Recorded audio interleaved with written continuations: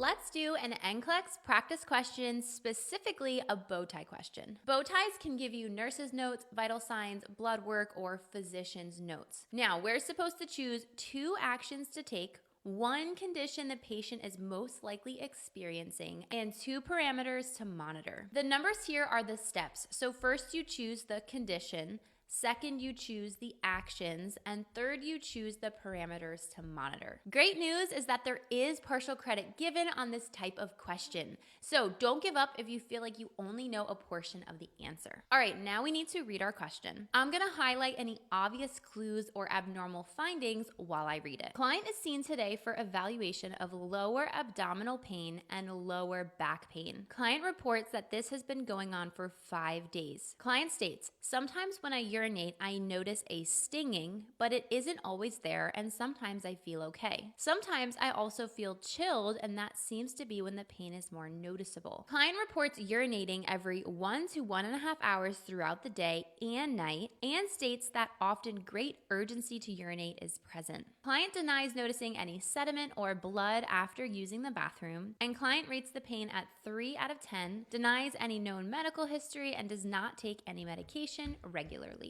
All right, now let's check our vital signs. Blood pressure is slightly elevated.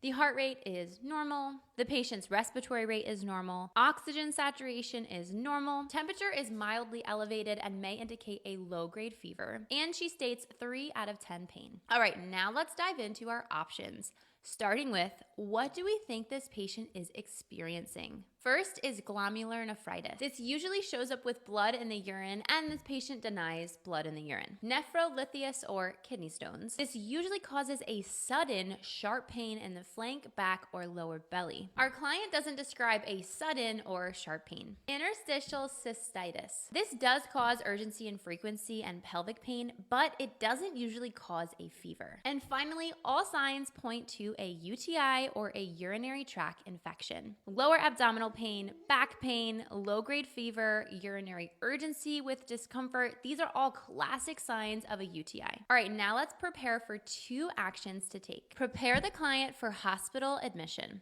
UTIs don't usually require hospitalization, and the patient seems stable at this time. Prepare to administer an intramuscular antibiotic. Antibiotics are needed to treat the infection, so this would be one of our answers. Administer an analgesic. Pain relief can really help with UTI discomfort. Provide nutritional therapy. This is not specific for a UTI, though drinking fluids can help flush the bacteria out. Strain the urine. This is not needed for a UTI. That's done when kidney stones are suspected. So our two actions to take are administer antibiotics and an analgesic. Now we need to pick what we are going to monitor. First up is respiratory status. Respiratory distress isn't a concern with UTIs, and this patient's respiratory rate is normal. Next, we have blood pressure. This is very important in kidney conditions, but more for glomerular nephritis, not really a priority for UTIs. Next is white blood cell count. This does help us see if the infection is getting better. If the white blood cell count drops back to normal, this is a great sign the antibiotics are working. Next, we have temperature. We do want to see if the fever is going to come down. A normal temperature tells us the infection is resolving. Sodium intake. This is important for kidney disease and stones, but not for tracking a basic UTI.